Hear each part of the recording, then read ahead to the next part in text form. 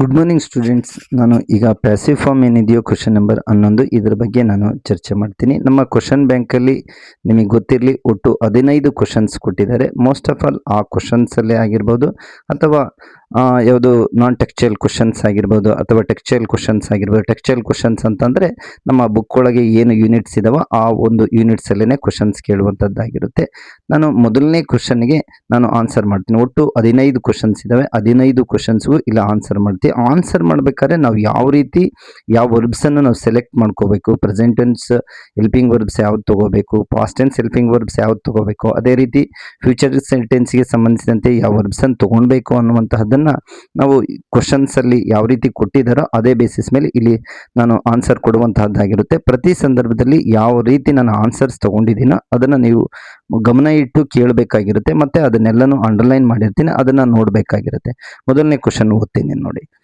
Raksha arrives at her college. ಇಲ್ಲಿ ನೀವು ಗಮನಿಸಬೇಕಾಗಿರೋದು arrives ಅನ್ನುವಂತಹ ವರ್ಬ್ ಏನಿದೆಯೋ ಅದನ್ನು ಅಂಡರ್ಲೈನ್ ಮಾಡ್ಕೋಬೇಕು.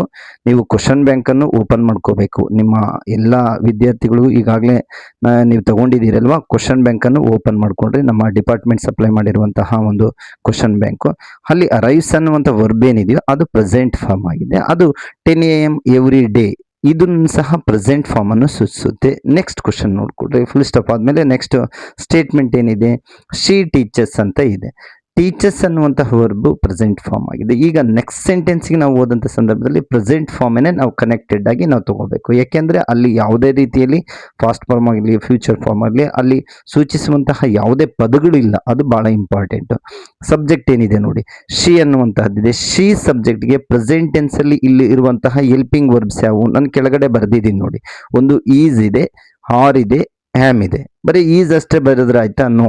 ಪಕ್ಕದಲ್ಲಿ ಒಂದು ಮೈನ್ ವರ್ಬ್ ಕೊಟ್ಟಿದ್ದಾನೆ, ಗ್ರೀಟ್ ಅಂತ ಕೊಟ್ಟಿದ್ದಾನೆ. ಗ್ರೀಟ್ ಅದು ಬೇಸಿಕ್ ವರ್ಬ್. ಆ ಬೇಸಿಕ್ ವರ್ಬ್ಗೆ ನಾವು ಅದನ್ನು V3 ತಗೊಂಡು ಹೋದ್ರೆ ಮೊದಲು ಈಸ್ ಅನ್ನುವಂಥದ್ದು ಬರೀಬೇಕು. ಯಾಕೆಂದರೆ ಶಿ ಸಬ್ಜೆಕ್ಟಿಗೆ ಹೊಂದಾಣಿಕೆ ಆಗುವಂಥ ಪದ ಯಾವುದಪ್ಪ ಅಂತಂದರೆ ವರ್ಬ್ ಯಾವುದು ಅಂತಂದರೆ ಈಸ್ ಅನ್ನುವಂತಹದ್ದು. ಅದರ ಜೊತೆಯಲ್ಲಿ ಗ್ರೀಟ್ ಅಂತ ಬರ್ಕೊಳ್ಳೋಣ. ಅದಕ್ಕೆ ನಾವು ED ಸೇರಿಸಿದರೆ ಅಲ್ಲಿಗೆ ಈಸ್ ಗ್ರೀಟೆಡ್. ದಟ್ ಮೀನ್ಸ್ ಇದು ಪ್ಯಾಸಿವ್ ಫಾರ್ಮ್ ಆಯಿತು. ಅಂದರೆ V3ಗೆ ತೊಗೊಂಡು ಬಂದಿದ್ದೀವಿ ಅಂತಂದರೆ ಪಾಸ್ಟ್ ಪಾರ್ಟಿಸಿಪಲ್ ಬರೆದಿದ್ದೀವಿ. ಪಾಸ್ಟ್ ಪಾರ್ಟಿಸಿಪಲ್ ನಾವು ಬರೆದಿದ್ದೀವಿ ಅಂತಂದರೆ ಅಲ್ಲಿಗೆ ಪ್ಯಾಸಿವ್ ಆಯಿತು, ಪ್ಯಾಸಿವ್ ವಾಯ್ಸ್ ಆಯಿತು. ಇದು ಬಹಳ ಮುಖ್ಯವಾಗಿ ನಾವು ಗಮನಿಸಬೇಕಾಗಿರುತ್ತೆ. ಅದೇ ರೀತಿಯಲ್ಲಿ ಎರಡನೇ ಕ್ವಶನ್ ನೋಡ್ಕೊಳ್ರಿ.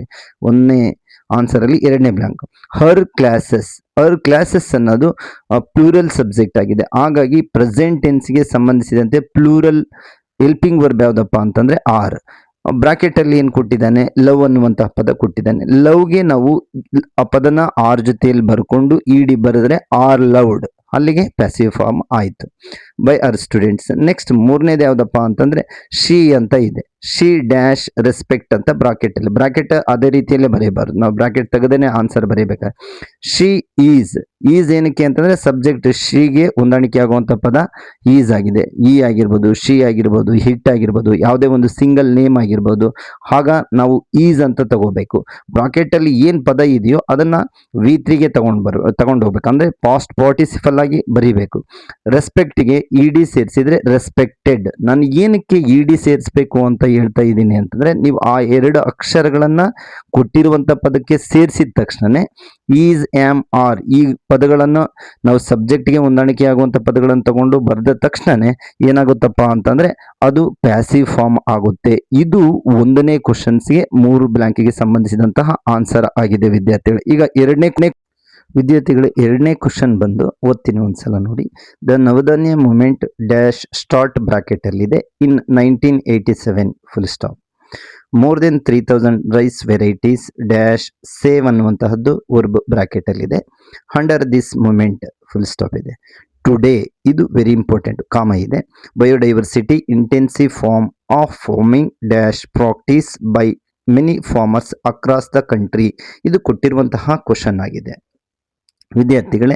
ನಾವು ಇಲ್ಲಿ ಗಮನಿಸಬೇಕಾಗಿರೋದು ಬ್ರಾಕೆಟಲ್ಲಿರುವಂತಹ ಪದಗಳು ಯಾವುದು. ಸ್ಟಾರ್ಟ್ ಅನ್ನೋದು ಒಂದಿದೆ, ನೆಕ್ಸ್ಟ್ ಯಾವುದಿದೆ ಸೇವ್ ಅನ್ನೋದಿದೆ, ನೆಕ್ಸ್ಟ್ ಯಾವುದಿದೆ ಪ್ರಾಕ್ಟೀಸ್ ಅನ್ನೋದಿದೆ. ಮತ್ತೆ ಮೊದಲನೇದಾಗಿ ಈಗ ಸ್ಟಾರ್ಟ್ ಅನ್ನುವಂತಹ ಒಂದು ಪದ ಏನಿದೆಯೋ ಆ ಸೆಂಟೆನ್ಸಲ್ಲಿ ಪಾಸ್ಟ್ ಫಾರ್ಮ್ ವರ್ಡ್ಸ್ ಯಾವುದಿದೆ 1987 ಕೊಟ್ಟು ಬಿಟ್ಟಿದ್ದಾನೆ ಅವನು. 1987 ಫಾಸ್ಟ್ ಡೇಟ್ ಆಗಿರೋದ್ರಿಂದ ನಾವು ಪಾಸ್ಟ್ ಟೆನ್ಸ್ ವರ್ಬ್ಸ್ ತಗೊಂಡು ಹೋಗ್ಬೇಕು. ಪಾಸ್ಟ್ ಟೆನ್ಸ್ ವರ್ಬ್ಸ್ ಯಾವುದು?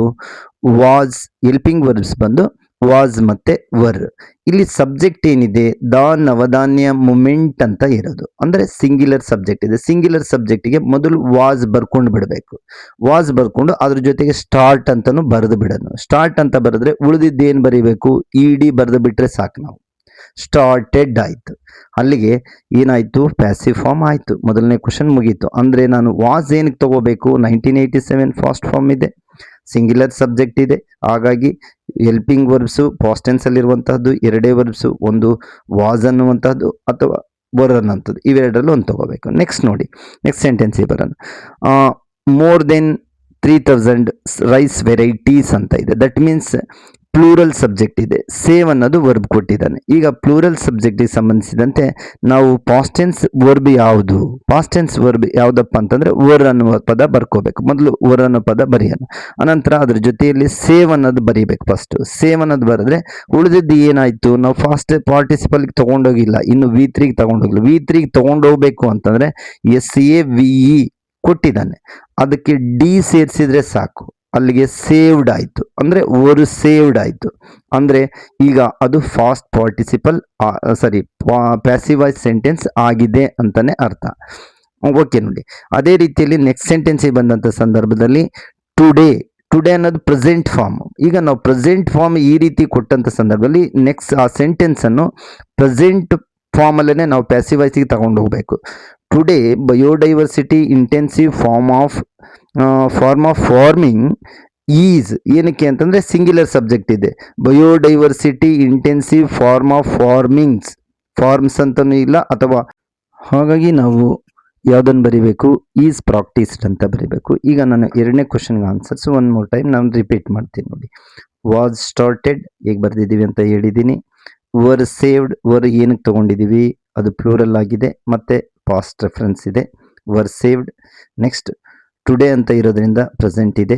Is practised. ಈ ರೀತಿಯಾಗಿ ಎರಡನೇ ಕ್ವಶನ್ಸ್ಗೆ 3 ಆನ್ಸರ್ಸ್ ಇದೆ. ವಿತ್ ಕ್ವಶನ್ ಅನ್ನು ಬರೆದು ನಾವು ಆನ್ಸರ್ಸ್ ಅನ್ನು ನೀಟಾಗಿ ಬರೆದು ಆನ್ಸರ್ಸ್ ಮಾತ್ರ ಅಂಡರ್ಲೈನ್ ಮಾಡಿರಬೇಕು. ಈಗ ಮೂರನೇ ಕ್ವಶನ್ಗೆ ಹೋಗೋಣ ವಿದ್ಯಾರ್ಥಿಗಳು. ಮೂರನೇ ಕ್ವಶನ್ಗೆ ಸಂಬಂಧಿಸಿದಂತೆ ಮೊದಲು ಕೊಟ್ಟಿರುವಂತಹ ಕ್ವಶನ್ ಅನ್ನು ನೋಡೋಣ. Rickshaw pullers are a common sight in India. ಇದು ಮೊದಲನೇ ಸೆಂಟೆನ್ಸ್ ಆಗಿದೆ. ಇಲ್ಲಿ ನೋಡಿ, ಹಾರ್ ಅನ್ನುವಂತಹ ಒಂದು ವರ್ಬ್ ಏನಿದೆಯೋ ಅದು ಪ್ರೆಸೆಂಟ್ ಫಾರ್ಮಲ್ ಇದೆ ಅನ್ನೋದನ್ನ ಇಂಡಿಕೇಟ್ ಮಾಡುತ್ತೆ. ನೆಕ್ಸ್ಟ್ ಸೆಂಟೆನ್ಸ್ ನೋಡ್ಕೊಳ್ಳೋಣ. ದೇ ಆದ್ಮೇಲೆ, ಅಂದ್ರೆ ದೇ ಅನ್ನುವಂತಹದ್ದು ಸಬ್ಜೆಕ್ಟ್ ಆಗಿದೆ, ಅಂದ್ರೆ ಪ್ಲೂರಲ್ ಸಬ್ಜೆಕ್ಟ್ ಆಗಿದೆ. ಕೆನ್ ಸಿ ಅಂತ ಬ್ರಾಕೆಟ್ ಅಲ್ಲಿ ಕೊಟ್ಟಿರುವಂತಹ ವರ್ಬ್ಸ್, ಇದೇ ನಮಗೆ ಕ್ವಶನ್ ಆಗಿರುವಂತದ್ದು. ಕೆನ್ ಸಿ ಅನ್ನುವಂಥದ್ದು ಬ್ರಾಕೆಟ್ ಅಲ್ಲಿ ಕೊಟ್ಟಿರುವಂತ ವರ್ಬ್ಸ್. ಮೂರನೇ ಸೆಂಟೆನ್ಸಿಗೆ ಬಂದಾಗ ದೇ ಡ್ಯಾಶ್ ನಾಟ್ ಟ್ರೀಟ್ ಅನ್ನೋದು ಬ್ರಾಕೆಟ್ ಅಲ್ಲಿ ಕೊಟ್ಟಿರುವಂತಹ ವರ್ಬ್ಸ್. ನೀವು ಇದನ್ನ ಏನಾಗಿ ಚೇಂಜ್ ಮಾಡ್ಬೇಕನ್ನೋದನ್ನ ನೆಕ್ಸ್ಟ್ ನೋಡೋಣ. ಅದೇ ರೀತಿಯಾಗಿ ಮೂರನೇದೇನಿದೆಯಪ್ಪ ಅಂದ್ರೆ ನೆಗ್ಲೆಕ್ಟ್ ಅಂತ ಕೊಟ್ಟಿದ್ದಾರೆ. ಈಗ ಮೊದಲನೇ ಆನ್ಸರ್, ಮೂರನೇ ಕ್ವಶನ್ ಅಲ್ಲಿ ಮೊದಲನೇ ಬ್ಲಾಂಕಿಗೆ ಆನ್ಸರ್ ಬಂದು ಕೆನ್ ಅಥವಾ ಕುಡ್ ಅಥವಾ ಮೇ ಮೈಟ್ ಶೆಲ್ ಶುಡ್, ಮೇಲ್ಗಡೆ ನಾನು ಬರ್ದಿದ್ದೀನಲ್ಲ ಗ್ರೀನಿಂಗ್ ಅಲ್ಲಿ, ವಿಲ್ ವುಡ್ ಅಥವಾ ಅದೇ ರೀತಿ ಯಾವುದಾದ್ರೂ ಮಾಡೆಲ್ ವರ್ಬ್ಸ್ ಇದಾವೆ ಅಂತಂದ್ರೆ ನಾವು ಅದಕ್ಕೆ ಮೊದಲನೇದಾಗಿ ಆ ಪದನ ಬರ್ಕೋಬೇಕು. ಈಗ ಕೆನ್ ಅಂತ ಇದೆಯಲ್ಲ, ಕೆನ್ ಅಂತ ಬರ್ಕೊಂಡಿದ್ವಿ. ನೆಕ್ಸ್ಟ್ ಏನ್ ಬರೀಬೇಕು? ಬಿ ಬರೀಬೇಕು. ಬಿ ಪದ ಬರೀಬೇಕು. ಅದರ ಜೊತೆಯಲ್ಲಿ ಕೊಟ್ಟಿರುವಂತ ಸಿ ಏನಿದೆಯೋ ಅದನ್ನ V3ಗೆ ತಗೊಂಡು ಹೋಗ್ಬೇಕು, ಅಂದ್ರೆ ಪಾಸ್ಟ್ ಪಾರ್ಟಿಸಿಪಲ್ ಆಗಿ ಮಾಡ್ಬೇಕು. ಅಂದ್ರೆ ಕೆನ್ ಬಿ ಸೀನ್ ಆನ್ಸರ್ ಆಯ್ತು. ನಿಮಗೆ ಅರ್ಥ ಆಗಿದೆ ಅಂತ ಅಂದ್ಕೊಂಡಿನಿ. ಮಾಡೆಲ್ ವರ್ಬ್ಸ್ ಯಾವುದೇ ಕೊಟ್ಟಿರಲಿ, ಅಂದ್ರೆ can, could, shall, should, may, might, will, would, ಇವು ಯಾವೇ ಕೊಟ್ಟಿರಲಿ, ನೀವು ಆ ಪದನ ನೇರವಾಗಿ ಬರೀಬೇಕು. ಅದ್ರ ಜೊತೆಯಲ್ಲಿ ಯಾವ್ದು ಬರೀಬೇಕು? ಬಿ ಬರೀಬೇಕು. ನೆಕ್ಸ್ಟ್ ಆನ್ಸರ್ ಬರೀಬೇಕಾಗಿರುವಂಥದ್ದು ನಾವು ಯಾವ ವರ್ಬ್ ಕೊಟ್ಟಿರ್ತಾನೋ ಅದರ ಪಾಸ್ಟ್ ಪಾರ್ಟಿ. ಇಲ್ಲಿ ಸಿ ಕೊಟ್ಟಿದ್ದಾನೆ, ಸೀನ್ ಅಂತ ಬರ್ದಿದ್ದೀವಿ ನೋಡಿ. ನೆಕ್ಸ್ಟ್ ಎರಡನೇ ಬ್ಲಾಂಕಿಗೆ ಬಂದಂತ ಸಂದರ್ಭದಲ್ಲಿ ದೇ ಸಬ್ಜೆಕ್ಟ್ ಇದೆ. ದೇ ಸಬ್ಜೆಕ್ಟಿಗೆ ಏನಪ್ಪಾ ಅಂತಂದ್ರೆ ಅದು ಪ್ಲೂರಲ್ ಆಗಿದೆ. ಹಾಗಾಗಿ ನಾವು ಪ್ಲೂರಲ್ ಪ್ರೆಸೆಂಟ್ ಟೆನ್ಸ್ ವರ್ಬ್, ಇಲ್ಲಿ ಫಾಸ್ಟ್ ಟೆನ್ಸ್ ರೆಫರ್ ಆಗುವಂತಹ ಯಾವುದೇ ಇದಿಲ್ಲ. ಅದು ಫ್ಯೂಚರ್ ಟೆನ್ಸ್ ಆಗಿದ್ರೆ ಮಾಡೆಲ್ ವರ್ಬ್ಸ್ ನೇರವಾಗಿ ಕೊಟ್ಟಿರ್ತಾರೆ. ಪ್ರೆಸೆಂಟ್ ಟೆನ್ಸ್ಗೆ ರೆಫರ್ ಆಗುವಂತಹ ವರ್ಬ್ ಯಾವ್ದು ಬರುತ್ತೆ, ಹೆಲ್ಪಿಂಗ್ ವರ್ಬ್ ಯಾವ್ದು ಬರುತ್ತೆ ಅಂತಂದ್ರೆ ಆರ್ ಅನ್ನುವಂತಹ ವರ್ಬ್ ಬರುವಂಥದ್ದನ್ನು ನೋಡಲಿಕ್ಕೆ ಸಾಧ್ಯತೆ ಆಗುತ್ತೆ. They are not negative word ಏನಿದೆಯೋ ಅದು ನೇರವಾಗಿ ಅದೇ ರೀತಿ ಬರುತ್ತೆ. ಟ್ರೀಟ್ ಅನ್ನೋದನ್ನ ಬರ್ಕೋಬೇಕು, ಅದಕ್ಕೆ ಇ ಡಿ ಸೇರಿಸಿದ್ರೆ ಟ್ರೀಟೆಡ್ ಅಂದರೆ ಆರ್ ನಾಟ್ ಟ್ರೀಟೆಡ್. ಅದಕ್ಕಿಂತ ಮುಂಚಿತವಾಗಿ ಮೊದಲನೇ ಬ್ಲಾಂಕಿಗೆ ಸಂಬಂಧಿಸಿದಂತೆ ಒಂದು ನಾನು ಪಾಯಿಂಟನ್ನು ಆಡ್ ಮಾಡ್ತೀನಿ. ನೋಡಿ, ನೀವು ಮಾಡೆಲ್ಸ್ ಕೊಟ್ಟಾಗ ಸಬ್ಜೆಕ್ಟ್ ಯಾವುದಾದ್ರೂ ಆಗಿರಲಿ, ಸಿಂಗ್ಯುಲರ್ ಆದರೂ ಆಗಲಿ ಪ್ಲೂರಲ್ ಆದರೂ ಆಗಿರಲಿ, ನಾವು ನೇರವಾಗಿ ಅದನ್ನು ತೊಗೊಂಡು ಬಿ ಬರೆದು ನೆಕ್ಸ್ಟ್ ಪಾಸ್ಟ್ ಪಾರ್ಟಿಸಿಪಲ್ ಬರೆದ್ರೆ ಮುಗಿದೋಯ್ತು. ನೆಕ್ಸ್ಟ್ ಎರಡನೇ ಬ್ಲಾಂಕಿಗೆ ಈಗಾಗಲೇ ಆನ್ಸರ್ ಹೇಳಿದ್ನಿ, ಆರ್ ನಾಟ್ ಟ್ರೀಟೆಡ್. ಟ್ರೀಟ್ ಅನ್ನೋದನ್ನ ಬರ್ಕೊಂಡು ಇ ಡಿ ಬರೆದ್ರೆ ಟ್ರೀಟೆಡ್ ಆಯಿತು. ನಾವು ಇಲ್ಲಿ ಸೆಲೆಕ್ಷನ್ ಆಫ್ ಹೆಲ್ಪಿಂಗ್ ವರ್ಬ್ಸ್ ಏನಿದೆಯೋ it is very important thing. ಅದನ್ನು ನೀವು ಎಷ್ಟು ಚೆನ್ನಾಗಿ ನಾವು ಆಯ್ಕೆ ಮಾಡ್ತೀವಿ, ಏನು ಇಲ್ಲಿ ಗೊಂದಲ ಮಾಡ್ಕೊಳೋಂಥದ್ದು ಬೇಕಾಗಿಲ್ಲ. ಪ್ರೆಸೆಂಟ್ ಟೆನ್ಸಿಗೆ ರೆಫರೆನ್ಸ್ ಆಗುವಂತಹ ಪದಗಳು ಇದಾವೆ ಅನ್ನುವಂತಹದನ್ನು ನಾವು ಆ ಸೆಂಟೆನ್ಸಲ್ಲಿ ನೋಡಿದಾಗ ಗೊತ್ತಾಗುತ್ತೆ ಖಂಡಿತವಾಗ್ಲೂ. ಅದಕ್ಕೆ ಸಂಬಂಧಿಸಿದಂತೆ ನಾವು ಆರ್, ಹ್ಯಾಮ್, ಈಸ್ ಈ ಮೂರು verbs present tense. Next past tense ಆಗಿದ್ರೆ ವಾಸ್ ವರ್ ಆಗಿರುತ್ತೆ. ಇಲ್ಲಿ ಅದನ್ನು ಚರ್ಚೆ ಮಾಡೋದು ಬೇಕಾಗಿಲ್ಲ. ಈಗ ಮೂರನೇದಕ್ಕೆ ಬನ್ನಿ, ನೆಗ್ಲೆಕ್ಟ್ ಇದೆಯಲ್ಲ, ಇಲ್ಲಿ ಸಬ್ಜೆಕ್ಟ್ ಏನಿದೆ ನೋಡಿ, ಎವ್ರಿ ರಿಕ್ಷಾ ಪುಲ್ಲರ್ ಏನಿದೆಯೋ ಅಂದರೆ ಎವ್ರಿ ರಿಕ್ಷಾ ಪುಲ್ಲರ್ ಇದೆಯಲ್ಲ, ಇದು ಸಬ್ಜೆಕ್ಟ್ ಆಗಿದೆ. ಈ ಸಬ್ಜೆಕ್ಟಿಗೆ ಯಾವ ಒಂದು ಹೆಲ್ಪಿಂಗ್ ವರ್ಬ್ ಬರುತ್ತಪ್ಪ ಅಂತಂದರೆ ಈಸ್ ಅನ್ನುವಂತಹ ಹೆಲ್ಪಿಂಗ್ ವರ್ಬ್ ಬರುತ್ತೆ. ನೆಗ್ಲೆಕ್ಟ್ ಏನಿದೆಯೋ ನೆಗ್ಲೆಕ್ಟ್ ಬರೆದು ಅದು ಇ ಡಿ ಬರೆದ್ರೆ ನೆಗ್ಲೆಕ್ಟೆಡ್. ನಾನು ಪದೇ ಪದೇ ಎರಡು ಅಕ್ಷರಗಳನ್ನು ಅಥವಾ ಒಂದು ಅಕ್ಷರನ ಹೇಳ್ತಾ ಇದ್ದೀನಿ, ಇ ಡಿ ಬರೀಬೇಕು ಅಥವಾ ಡಿ ಬರೀಬೇಕು. ಈ ರೀತಿ ಎರಡು ಬ್ಲಾಂಕ್ಸು ಅಥವಾ ಒಂದು ಬ್ಲಾಂಕ್ಸು ಇಲ್ಲ ಮೂರು ಬ್ಲಾಂಕ್ಸು ಕೊಟ್ಟಿರ್ತಾರೆ. ನೀವು ಹೆಲ್ಪಿಂಗ್ ವರ್ಬ್ನ ಯಾವ ರೀತಿ ಸೆಲೆಕ್ಷನ್ ಮಾಡ್ತೀವಿ ಅಂದರೆ present tense basis, past tense basis, ಅದು ಭಾಳ ಚೆನ್ನಾಗಿ ಆಯ್ಕೆ ಮಾಡ್ಕೋಬೇಕು ವಿದ್ಯಾರ್ಥಿಗಳೇ. ಈಗ 4ನೇ ಕ್ವಶನಿಗೆ ಬರೋಣ. A crime was reported. Was ಅಂತ ಇದೆ ಅಂತಂದ್ರೆ ನೆಕ್ಸ್ಟ್ ಹೆಲ್ಪಿಂಗ್ ವರ್ಬ್ ಯಾವ್ದು ಬರಬೇಕು? ವಾಸ್ ಅಂತಾನೆ ಬರಬೇಕು. Reported to the prince of Monaco. ಇಲ್ಲಿ ವೆರಿ ಇಂಪಾರ್ಟೆಂಟ್ ಪಾಯಿಂಟ್ ಏನಂತಂದ್ರೆ ನಮ್ಮ ಯೂನಿಟ್ಸ್ ಅಲ್ಲಿ ಬಹುತೇಕ ಯೂನಿಟ್ಸ್ ಫಾಸ್ಟ್ ರೆಫರೆನ್ಸ್ ಆಗುವಂತಹ ಒಂದು ರೆಫರೆನ್ಸಸ್ ಬೇಸ್ಡ್ ಯೂನಿಟ್ಸ್ ಇರುವಂತದ್ದನ್ನು ನೋಡ್ಲಿಕ್ಕೆ ಸಾಧ್ಯ ಆಗುತ್ತೆ ವಿದ್ಯಾರ್ಥಿ. ಹಾಗಾಗಿ ನಾವಿಲ್ಲಿ ನೋಡಿ ವಾಸ್ ರಿಪೋರ್ಟೆಡ್ ಅಂತ ಇದೆಯಲ್ಲ, ಹಾಗಾಗಿ ನಾವು ನೆಕ್ಸ್ಟ್ ಬ್ಲಾಂಕಿಯಲ್ಲಿ ಏನು ಕೊಟ್ಟಿದ್ದಾನೆ, ಯಾವ ಬ್ರಾಕೆಟಲ್ಲಿ ಕೊಟ್ಟಿರುವಂಥ ವರ್ಬ್ ಯಾವ್ದು ಕೊಟ್ಟಿದ್ದಾನೆ? ವರ್ಬ್ ಕೊಟ್ಟಿರುವಂತಹದ್ದು ಅಮೇಜ್ ಅಂತ ಕೊಟ್ಟಿದ್ದಾನೆ. ಅಮೇಜ್ ಅಂತ ಕೊಟ್ಟಿದ್ದಾನೆ. ನೆಕ್ಸ್ಟ್ ಎರಡನೇ ಬ್ಲಾಂಕಿಗೆ ಏನು ಕೊಟ್ಟಿದ್ದಾನೆ? ಕಮಿಟ್ ಅಂತ ಕೊಟ್ಟಿದ್ದಾನೆ. ನೆಕ್ಸ್ಟ್ ಮೂರನೇ ಬ್ಲಾಂಕಿಗೆ ಏನು ಕೊಟ್ಟಿದ್ದಾನೆ? ಸಮನ್ ಅಂತ ಕೊಟ್ಟಿದ್ದಾನೆ. ನಾನು ಮೊದಲನೇ ಈ ಮೂರೂ ಪಾಸ್ಟ್ ಟೆನ್ಸಿಗೆ ತಗೊಂಡು ಹೋಗ್ಬೇಕು. ಒಂದು ಸೆಂಟೆನ್ಸ್ ಪಾಸ್ಟ್ ಟೆನ್ಸ್ ಇದೆ ಅಂತಂದರೆ ಅದಕ್ಕೆ ರೆಫರ್ ಆಗುವಂತಹ ಎಲ್ಲ ಕನೆಕ್ಟೆಡ್ ವರ್ಡ್ಸ್ನು ಇದಾವೆ. ಪ್ರೆಸೆಂಟ್ ರೆಫರ್ ಆಗುವಂಥದ್ದು ಯಾವುದನ್ನು ಇದ್ದರೆ ಅವಾಗ ಪ್ರೆಸೆಂಟ್ ಟೆನ್ಸ್ ತೊಗೊಬರ್ಬೇಕು. ಫಾಸ್ಟ್ ಟೆನ್ಸ್ ರೆಫರ್ ಆಗುವಂಥದ್ದು ಇದ್ದರೆ ಅವನ ಮಾಡೆಲ್ ಅವರೇ ಕೊಟ್ಟಿರುವಂಥದ್ದನ್ನು ನೋಡಲಿಕ್ಕೆ ಸಾಧ್ಯ ಆಗುತ್ತೆ. ಹಾಗಾಗಿ ಇಲ್ಲಿ ನಾವು ಮೊದಲನೇ ಆನ್ಸರ್ ನೋಡುವಂತಹದ್ದು ದ ಪ್ರಿನ್ಸ್ ಅನ್ನೋದು ಸಿಂಗ್ಯುಲರ್. ಪ್ರಿನ್ಸ್ ಅಂದರೆ ರಾಜ ಅಂತ ಸಿಂಗ್ಯುಲರ್ ಆಗಿದೆ. ಅದಕ್ಕೆ ಸಂಬಂಧಿಸಿದಂತೆ ಆನ್ಸರ್ ಏನು ಬರುತ್ತಪ್ಪ ಅಂತಂದರೆ ವಾಸ್ ಅನ್ನುವಂತಹ ಸಿಂಗ್ಯುಲರ್ ಹೆಲ್ಪಿಂಗ್ ವರ್ಬ್ ಅದನ್ನು ತೊಗೊಂಡು ಬಂದು ಅಮೇಜ್ ಇದೆಯಲ್ಲ ಆ ಪದ ಹಾಗೆ ಬರೆದು ಅದಕ್ಕೆ ಡಿ ಅಕ್ಷರ ಬರೆದು ಬಿಟ್ಟರೆ ಸಾಕು. ನಾನು ರಿಪೀಟೆಡ್ ಆಗಿ ಪಾಯಿಂಟ್ ಔಟ್ ಮಾಡ್ತಾ ಇದ್ದೀನಿ, ಅದನ್ನು ಅಂಡರ್ಲೈನು ಮಾಡಿದ್ದೀನಿ. ಡಿ ಅಕ್ಷರ ಬರೆದ್ರೆ ಅಲ್ಲಿ ಪ್ಯಾಸಿವ್ ಫಾರ್ಮ್ ಆಗೋಯ್ತು. ನೆಕ್ಸ್ಟ್ ನೋಡಿ, ಫಾರ್ ಎ ಮರ್ಡರ್. ಎ ಅನ್ನುವಂತಹ ಸಬ್ಜೆಕ್ಟ್ ಏನಿದೆಯೋ, ಎ ಅನ್ನುವಂತಹ ಆರ್ಟಿಕಲ್ ಏನಿದೆಯೋ ಖಂಡಿತವಾಗ್ಲೂ ಅದು ಸಿಂಗ್ಯುಲರ್ ಸಬ್ಜೆಕ್ಟನ್ನು ರೆಫರ್ ಮಾಡುತ್ತೆ. ಹಾಗಾಗಿ ಎ ಮರ್ಡರ್ ಇದೆಯಲ್ಲ ಅದಕ್ಕೆ ಹೆಲ್ಪಿಂಗ್ ವರ್ಬ್ ಯಾವ್ದು ಬರುತ್ತೆ? ಪಾಸ್ಟ್ ಟೆನ್ಸಲ್ಲಿ ವಾಸ್ ಬರುತ್ತೆ. ಕಮಿಟ್ ಅನ್ನೋದನ್ನ ಅದೇ ರೀತಿಯಾಗಿ ಬರೆದು ಮತ್ತೊಂದು ಟಿ ಬರೆದು ಇ ಡಿ ಬರೆದ್ರೆ ಕಮಿಟೆಡ್ ಆಯಿತು. ಅಂದರೆ ವಾಸ್ ಕಮಿಟೆಡ್ ಪ್ಯಾಸಿವ್ ಫಾರ್ಮ್ ಆಯಿತು ವಿದ್ಯಾರ್ಥಿಗಳು. ಈಗ ನೆಕ್ಸ್ಟ್ ಮೂರನೇ ಬ್ಲಾಂಕ್ ಏನಿದೆಯಪ್ಪ ಅಂತಂತಂದರೆ ದ ಮಿನಿಸ್ಟರ್ಸ್ ಅಂತ ಇದೆ. ಇಲ್ಲಿ ಮಿನಿಸ್ಟರ್ಸ್ ಅನ್ನೋದು ಏನಾಗಿದೆ? ಪ್ಲೂರಲ್ ಆಗಿದೆ. ಮಿನಿಸ್ಟರ್ಸ್, ಮಿನಿಸ್ಟರ್ ಅಲ್ಲ ಮಿನಿಸ್ಟರ್ಸ್, ಪ್ಲೇಯರ್ ಅಲ್ಲ ಪ್ಲೇಯರ್ಸ್, ಸ್ಟೂಡೆಂಟ್ ಅಲ್ಲ ಸ್ಟೂಡೆಂಟ್ಸ್. ಈ ರೀತಿ ಇದ್ದಾಗ ನಮ್ಗಾಗಲೇ ಗೊತ್ತಾಗುತ್ತೆ ಎಸ್ ಲೆಟರ್ ಇಂದ ಎಂಡ್ ಆದರೆ ಮೋಸ್ಟ್ ಆಫ್ ಆಲ್ ಬಹುತೇಕ ಸಂದರ್ಭಗಳಲ್ಲಿ ನಾವು ಯಾವುದು ಪ್ಲೂರಲ್ ಫಾರ್ಮ್ ಆಗಿರುತ್ತೆ. ಬಹುತೇಕ ಸಂದರ್ಭ ಅಂತ ಹೇಳ್ತಾ ಇರೋದು, ಎಲ್ಲ ಅಲ್ಲ. ದ ಮಿನಿಸ್ಟರ್ಸ್ ಈಗ ಯಾವ್ದು ಬರುತ್ತೆ? ವರ್ ಬರುತ್ತೆ. ವಾಸ್ ವರ್ ಎರಡನೇ ಆಯ್ಕೆ ಇರೋದು, ಯಾಕೆಂದ್ರೆ ಫಾಸ್ಟ್ ರೆಫರೆನ್ಸ್ ಸೆಂಟೆನ್ಸ್ ಆಗಿದೆ. ವರ್ ತಗೋಬೇಕು.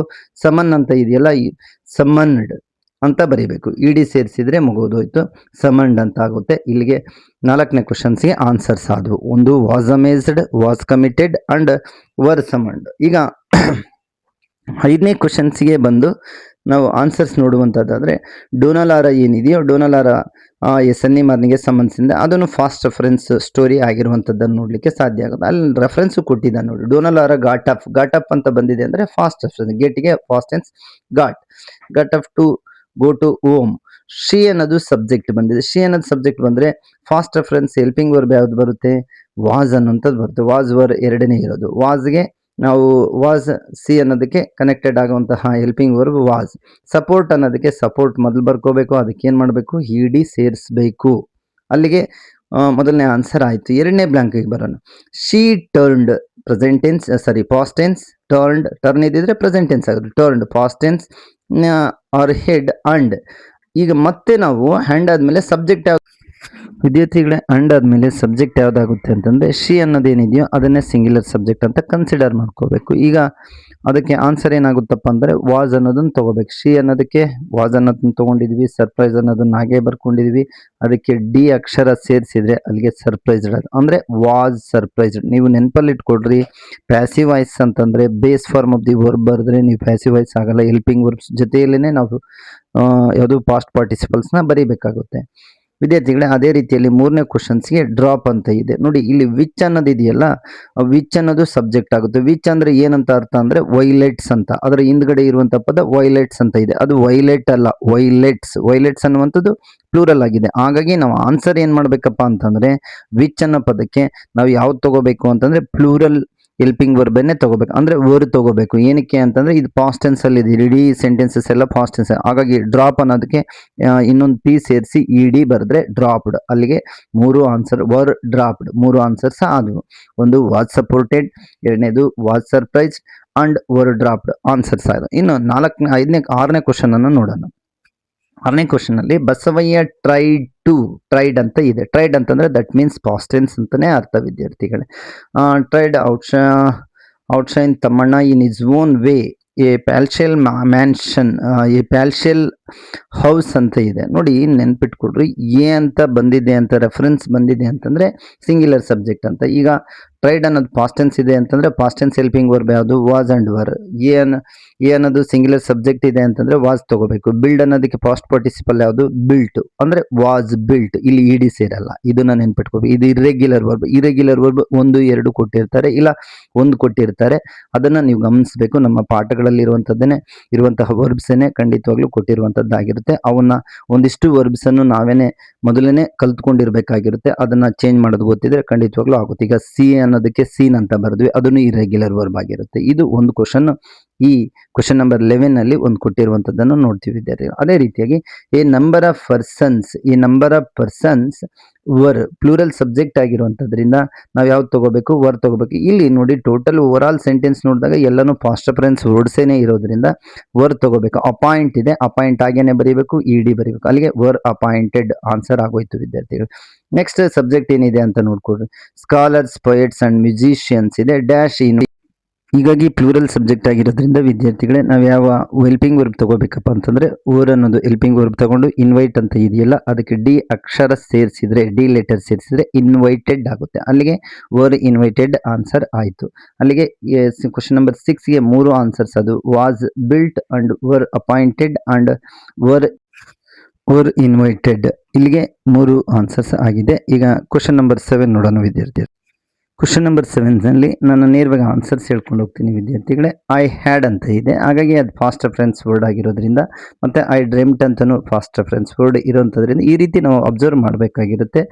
ಬ್ರಾಕೆಟ್ಸಲ್ಲಿ ಯಾವ ವರ್ಬ್ಸ್ ಕೊಟ್ಟಿದ್ದಾನೆ ನೋಡಿ. ಗರ್ಡ್ ಅಂತ ಒಂದು ಕೊಟ್ಟಿದ್ದಾನೆ, ನೆಕ್ಸ್ಟ್ ನಾಟ್ ಸಿ ಅಂತ ಒಂದು ಕೊಟ್ಟಿದ್ದಾನೆ, ಅಂಡ್ ಬ್ರಿಂಗ್ ಅಂತ ಕೊಟ್ಟಿದ್ದಾನೆ. ಪಾಸ್ಟ್ ಟೆನ್ಸ್ ಆಗಿರೋದ್ರಿಂದ ವಿಚ್ ಅನ್ನೋದು ಸಬ್ಜೆಕ್ಟ್ ಇದೆ. ಅಲ್ಲಿ ವಿಚ್ ಹಿಂದ್ಗಡೆ ಏನಿದೆ ನೋಡಿ, ಎ ಗ್ರೇಟ್ ಪ್ಲೇಸ್ ಇದೆ. ಎ ಗ್ರೇಟ್ ಪ್ಲೇಸ್ ಅಂತಂದ್ರೆ ಸಿಂಗ್ಯುಲರ್ ಸಬ್ಜೆಕ್ಟ್. ಈ ವಿಚ್ ಅಂದ್ರೆ ಅರ್ಥ ಏನಪ್ಪಾ ಅಂದ್ರೆ ಎ ಗ್ರೇಟ್ ಪ್ಲೇಸ್ ಅಂತ ಸಿಂಗ್ಯುಲರ್ ಸಬ್ಜೆಕ್ಟ್ ಆಗಿರೋದ್ರಿಂದ ವಿದ್ಯಾರ್ಥಿಗಳೇ ನಾವು ಹೆಲ್ಪಿಂಗ್ ವರ್ಬ್ ವಾಸ್ ತಗೋಬೇಕು. ಗಾರ್ಡನ್ ಅದೇ ರೀತಿ ಬರ್ಕೊಂಡು ಅದಕ್ಕೆ ಇಡಿ ಸೇರಿಸಿದ್ರೆ ವಾಸ್ ಗಾರ್ಡೆಡ್. ಅಲ್ಲಿಗೆ ಪ್ಯಾಸಿವ್ ವಾಯ್ಸ್ ಆಯಿತು. ನೆಕ್ಸ್ಟ್ ಸೆಂಟೆನ್ಸ್ ಏನಿದೆ ನೋಡಿ, ನಾಟ್ ಸಿ ಅನ್ನುವಂತಹದ್ದು ವರ್ಬ್ ಕೊಟ್ಟಿದ್ದಾನೆ. ಅದರ ಹಿಂದ್ಗಡೆ ಸಬ್ಜೆಕ್ಟ್ ಏನಿದೆ ನೋಡಿ, from there the way to return from there ಇರೋದ್ರಿಂದ ನಾವು ಅದು ಪ್ಲೂರಲ್ ರೆಫರ್ ಆಗುವಂಥದ್ರಿಂದ ನಾವು ಯಾವುದನ್ನು ತಗೋಬೇಕು, ವರ್ ಅಂತ ತಗೋಬೇಕು. ವರ್ ತಗೊಂಡು ನಾಟ್ ಅದೇ ರೀತಿ ಬರೆದು ಯಾವುದೇ ನೆಗೆಟಿವ್ ವರ್ಡ್ ಕೊಡಲಿ ನಾವು ಅದೇ ರೀತಿನೇ ಬರೀಬೇಕು. ಸಿ ಅನ್ನೋದು ಏನಾಗುತ್ತೆ, ಸೀನ್ ಆಗುತ್ತೆ. ಇದು ಇರ್ರೆಗ್ಯುಲರ್ ವರ್ಬ್, ಇಲ್ಲಿ ಇಡಿ ಬರಲ್ಲ. ಇರ್ರೆಗ್ಯುಲರ್ ವರ್ಬ್ ಬರೆದು ನಾವು ಅಲ್ಲಿಗೆ ಪಾಸ್ಟ್ ಪಾರ್ಟಿಸಿಪಲ್ ಮಾಡಿದ ಮೇಲೆ ಅದು ಪ್ಯಾಸಿವ್ ವಾಯ್ಸ್ ಆಯಿತು. ವರ್ ನಾಟ್ ಸೀನ್ ಅಂತ. ಇದು ನನಗೆ ಅರ್ಥ ಆಗಿದೆ ಅಂತ ನಾನು ಅಂದ್ಕೊಂಡಿದ್ದೀನಿ.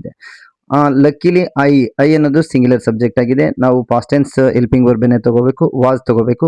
ಬ್ರಿಂಗ್ ಇದ್ದಿದ್ದೇನಾಗುತ್ತೆ, ಬ್ರಾಟ್ ಆಗುತ್ತೆ. ಅಂದ್ರೆ ಇಲ್ಲಿ ಇಡಿ ಫಾರ್ಮ್ ಇಲ್ಲ, ಇದು ಇರೆಗ್ಯುಲರ್ ವರ್ಬ್ ಆಗಿರೋದ್ರಿಂದ ವಾಸ್ ಬ್ರಾಟ್ ಅಂತ ಆನ್ಸರ್ ಆಗುತ್ತೆ. ಒಂದನೇದಕ್ಕೆ ಆನ್ಸರು 7th ಅಲ್ಲಿ ಒಂದನೇ ಬ್ಲಾಂಕಿಗೆ answer was guarded, ED form ಇಂದ ಎಂಡ್ ಆಗಿದೆ. Were not seen irregular verb, was brought. ಇಲ್ಲಿಗೆ 3 ಆನ್ಸರ್ಸ್ ಆಗಿದೆ. ಕ್ವಶನ್ ನಂಬರ್ 8 ನೋಡೋಣ. ಮೈಕ್ಸ್ ಮೈಕ್ಸ್ ವಿಸಿಟೆಡ್ ಅಂತ ಇದೆ. ವಿಸಿಟೆಡ್ ಬಂದಿದೆ ಅಂತಂದ್ರೆ that means past tense. Next ನಾವು ಫಾಸ್ಟ್ ಟೆನ್ಸನ್ನೇ ಇರುವಂತಹದ್ದನ್ನು ನಾವು ತಗೋಬೇಕಾಗಿರುತ್ತೆ. ನೆಕ್ಸ್ಟ್ ನೋಡಿ ಈ ಅನ್ನೋದು ಸಬ್ಜೆಕ್ಟ್ ಆಗಿದೆ, ಸಬ್ಜೆಕ್ಟ್ ಸಿಂಗ್ಯುಲರ್ ಆಗಿದೆ, ಹಾಗಾಗಿ ವಾಸ್ ತಗೊಳ್ತೀವಿ. ಆಫರ್ ಇದೆ, ಅದಕ್ಕೆ ಇಡಿ ಬರೆದ್ರೆ ಆಫರ್ಡ್, ವಾಸ್ ಆಫರ್ಡ್ ಆಯ್ತು.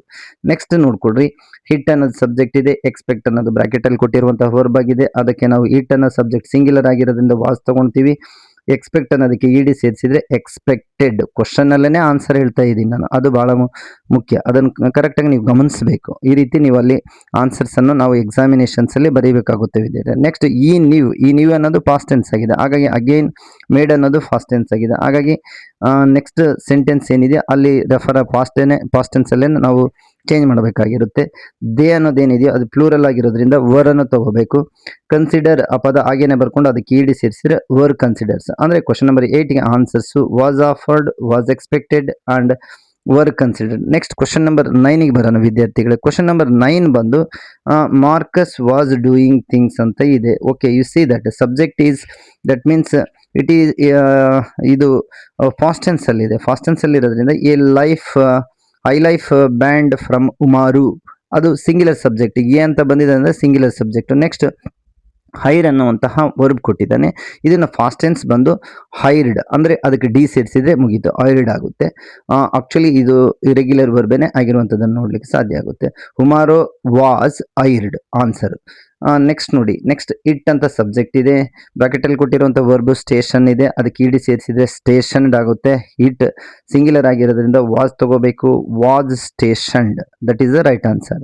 ಓಕೆ, ನೆಕ್ಸ್ಟ್ ನೋಡಿ, ನೆಕ್ಸ್ಟ್ ಅಗೇನ್ ಫಾಸ್ಟ್ ಟೆನ್ಸ್ ಆಗಿರೋದ್ರಿಂದ ಸ್ಯಾಟ್ ಅನ್ನೋದು, ಮಾರ್ಕಸ್ ಸ್ಯಾಟ್ ಅನ್ನೋದು ಫಾಸ್ಟ್ ಟೆನ್ಸ್ ಇರೋದ್ರಿಂದ ನಾವು ಯಾವ ಹೆಲ್ಪಿಂಗ್ ವರ್ಬ್ ತಗೋಬೇಕಪ್ಪ ಅಂದರೆ ವಾಸ್ ತಗೋಬೇಕು. ವಾಸ್ ತಗೊಂಡು ಗಿವ್ ಅಂತ ಇದೆಯಲ್ಲ ಅದನ್ನಾಗೆ ಬರೆದು ಅದಕ್ಕೇನು ಬರೆದ್ರೆ ಮುಗೀತು. ಆಕ್ಚುಲಿ ಇದು ಇರೆಗ್ಯುಲರ್ ವರ್ಬ್ ಆಗಿದ್ರು ಗಿವ್ ಅಂತ ಬರೆದು ಅದಕ್ಕೇನು ಬರೆದ್ರೆ ಅಲ್ಲಿಗೆ ಗಿವನ್ ಆಯಿತು. ಅಂದರೆ last minute advice, last minutes ಅಲ್ಲ, last minute advice singular subject ಆಗಿರೋದ್ರಿಂದ ನಾವು ವಾಸ್ ತಗೊಂಡು ಗಿವನ್ ಅಂತ ಬರೀಬೇಕು. ಕ್ವಶನ್ ನಂಬರ್ 10ಗೆ ಬನ್ನಿ. ಜೆಂಟ್ ಸೈಕಲ್ಸ್ ಯಾವ ಸರ್ಟೈನ್ ಅಡ್ವಾಂಟೇಜಸ್, ಅಂದರೆ ಪ್ರೆಸೆಂಟ್ ಟೆನ್ಸ್ ಇದೆ, ಆ್ಯಸ್ ಅಂಡ್ ಹ್ಯಾವ್, ಇವು ಪ್ರೆಸೆಂಟ್ ಟೆನ್ಸ್ ವರ್ಡ್ಸ್ ಆಗಿರೋದ್ರಿಂದ.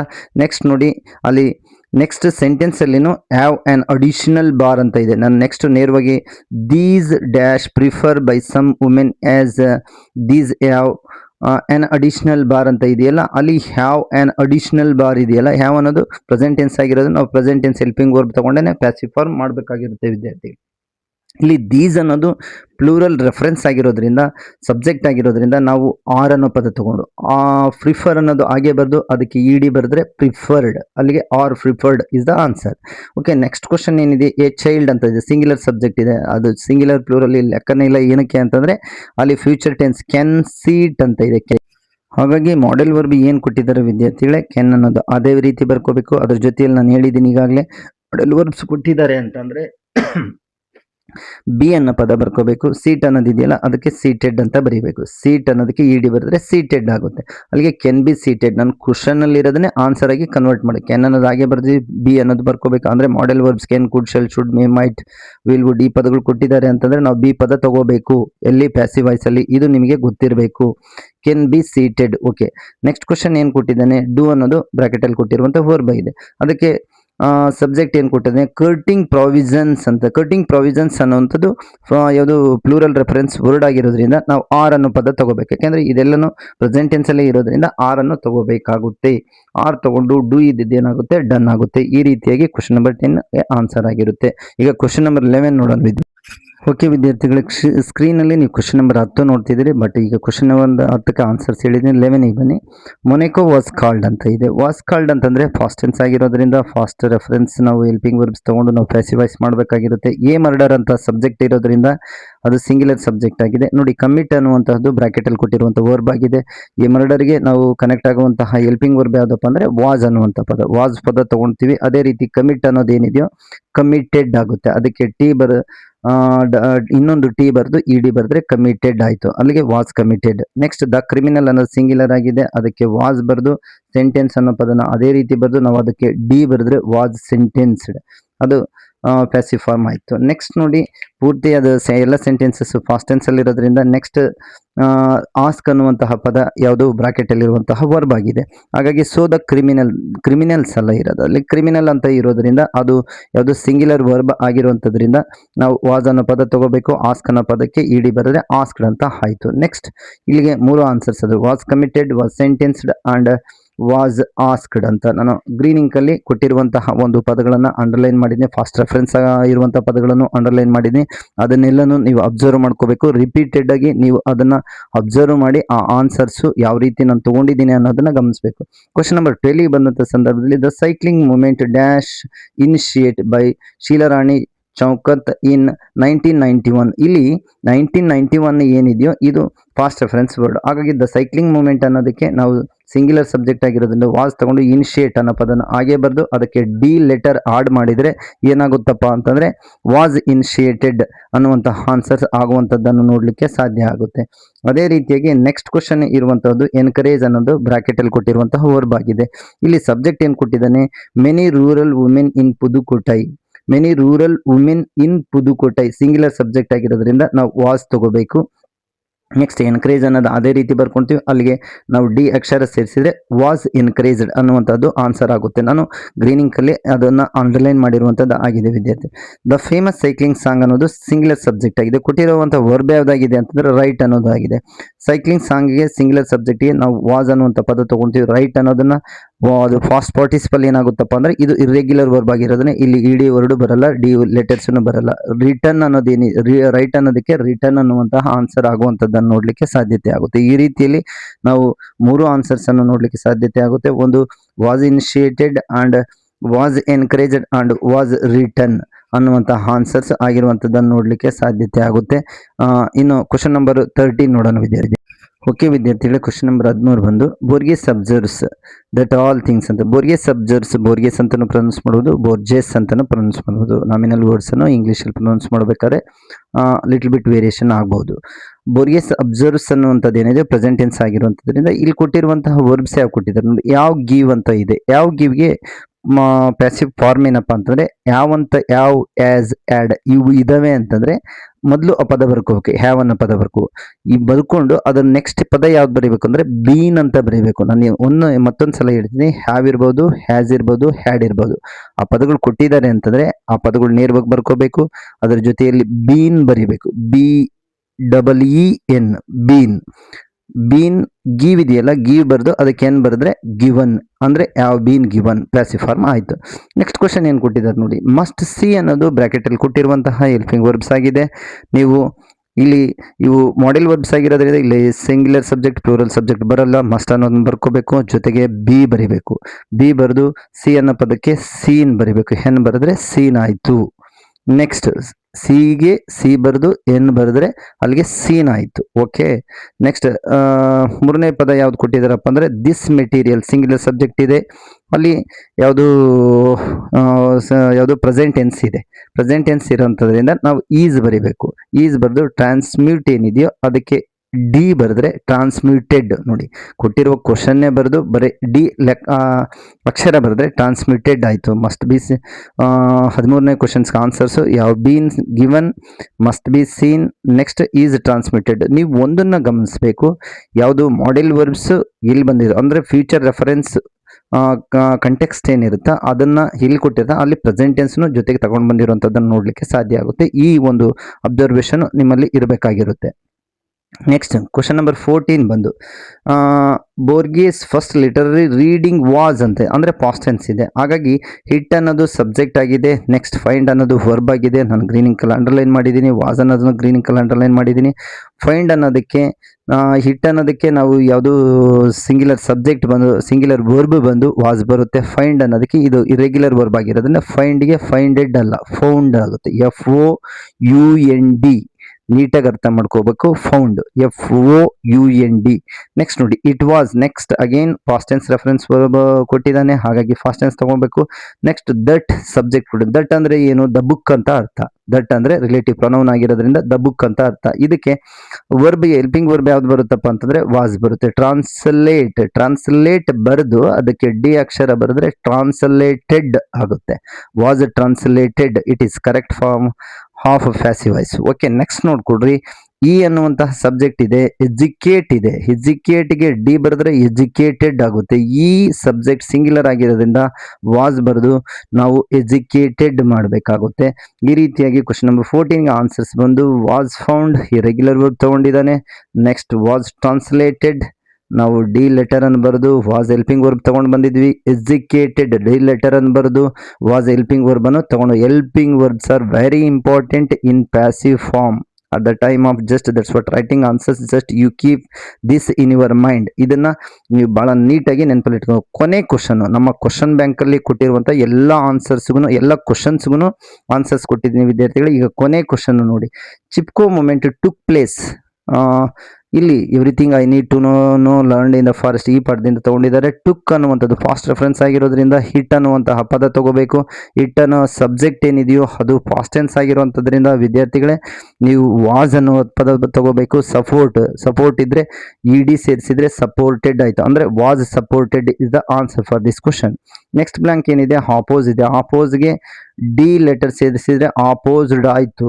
ನೆಕ್ಸ್ಟ್ ನೀವು ಸಬ್ಜೆಕ್ಟ್ ಏನು? Large scale of deforestation. ಒಂದೆರಡು ಸಲ ಕಾನ್ಸಂಟ್ರೇಟ್ ಮಾಡಿ ನಾವು ಸಬ್ಜೆಕ್ಟ್ ಅನ್ನು ಗಮನಿಸಿದಂಥ ಸಂದರ್ಭದಲ್ಲಿ ಅದು ಸಿಂಗ್ಯುಲರ್ ಫ್ಲೂರಲ್ ಅನ್ನು ಖಂಡಿತವಾಗ್ಲೂ ನಮಗೆ ಗೊತ್ತಾಗುತ್ತೆ ವಿದ್ಯಾರ್ಥಿಗಳು. ನಾವು ವಾಸ್ ಅಂತ ತಗೊಂಡು ವಾಸ್ ಆಪೋಸಿಟ್, ಎರಡನೇ ಆನ್ಸರ್ ಆಯಿತು. ಮೆನಿ ಸಾಂಗ್ಸ್ ನೋಡಿ, ಸಾಂಗ್ ಅಲ್ಲ ಸಾಂಗ್ಸ್ ಇದೆ. ನಾವು ಗೊತ್ತಾಗದೇ ಇದ್ರೂ ಈಸಿಯಾಗಿ ಅಂಡರ್ಸ್ಟ್ಯಾಂಡ್ ಮಾಡ್ಕೋಬಹುದು. ಮೆನಿ ಅಂತ ಬೇರೆ ಇದೆ, ಸಾಂಗ್ಸ್ ಅಂತ ಇದೆ. ಈಗ ನಾವು ಊರನ್ನು ಹೆಲ್ಪಿಂಗ್ ವರ್ಬ್ ತಗೊಂಡು ಕಂಪೋಸ್ ಇದೆಯಲ್ಲ ಅದಕ್ಕೆ ಡಿ ಲೆಟರ್ ಸೇರಿಸ್ಬೇಕು. ನಾನು ಬಹಳ ಈಸಿಯಾಗಿ ಹೇಳ್ಕೊಡ್ತಿದ್ದೀನಿ. ಡಿ ಲೆಟರ್ ಸೇರಿಸಿದ್ರೆ ವರ್ಕ್ ಕಂಪೋಸ್ಡ್ ಆಯ್ತು. ಇಲ್ಲಿಗೆ 15 ಕ್ವಶನ್ಸ್ಗೆ ವಿದ್ಯಾರ್ಥಿಗಳೇ ಕ್ವಶನ್ ಬ್ಯಾಂಕ್ ಅಲ್ಲಿ ಇರುವಂತಹ ಕ್ವಶನ್ ನಂಬರ್ 11ಕ್ಕೆ 15ಕ್ಕೂ ಆನ್ಸರ್ಸ್ ಕೊಟ್ಟಿದ್ದೀನಿ. ನಾನು ನೆಕ್ಸ್ಟ್ ಟಾಪಿಕ್ ಬಂದು ಗ್ರಾಮರ್ ಆಗಿರ್ಬೋದು ಅಥವಾ 2 ಮಾರ್ಕ್ಸ್ ಕ್ವಶನ್ಸ್ ಏನಿದೆಯೋ 2 ಮಾರ್ಕ್ಸ್ ಕ್ವಶನ್ಸ್ಗೆ ಸಂಬಂಧಿಸಿದಂತೆ 1 ಮಾರ್ಕ್ನು ಯಾವುದೇ ಕಾರಣಕ್ಕೂ ಕಳ್ಕೋಬಾರ್ದು. ಜಸ್ಟ್ ಒಂದು 15 to 20 ವರ್ಡ್ಸ್ ನಾನು ಕೊಡ್ತೀನಿ. ಆನ್ಸರ್ಸು ಎಕ್ಸ್ಪ್ಲೈನ್ ಮಾಡ್ಕೊಂಡು ಹೋಗ್ತೀನಿ. ಅಷ್ಟು ಪದಗಳಲ್ಲಿ ಕಂಪ್ಲೀಟ್ ಆದಂಥ ಆನ್ಸರ್ಸನ್ನು ನೋಡಲಿಕ್ಕೆ ಸಾಧ್ಯ ಆಗುತ್ತೆ. ಥ್ಯಾಂಕ್ ಯು ಆಲ್ ವಿದ್ಯಾರ್ಥಿಗಳೇ. ನೆಕ್ಸ್ಟ್ ವಿಟಿ ನೋಡಬೇಕಂದ್ರೆ ನೀವು ಸಬ್ಸ್ಕ್ರೈಬ್ ಬಟನನ್ನು ನೀವು ಪ್ರೆಸ್ ಮಾಡಿ ಅದನ್ನು ಸಬ್ಸ್ಕ್ರೈಬ್ ಮಾಡಿ. ಆ್ಯಂಡ್ ದೆನ್ ನೀವು ಯಾವುದೇ ಕ್ಲಾರಿಫಿಕೇಷನ್ಸ್ ಇದ್ರೂ ನಿಮ್ಮ ಕಾಮೆಂಟ್ ಬಾಕ್ಸ್ ಏನಿರುತ್ತೋ ಅಥವಾ ನೇರವಾಗಿ ನನಗೆ ಫೋನ್ ಮಾಡಿ ಕೇಳಿದ್ರು ಖಂಡಿತವಾಗ್ಲೂ ನಿಮಗೆ ಅದಕ್ಕೆ ಕ್ಲಾರಿಫಿಕೇಷನ್ಸ್ ಕೊಡುವಂಥದ್ದಾಗಿರುತ್ತೆ. ಎಲ್ಲರಿಗೂ ಧನ್ಯವಾದಗಳು.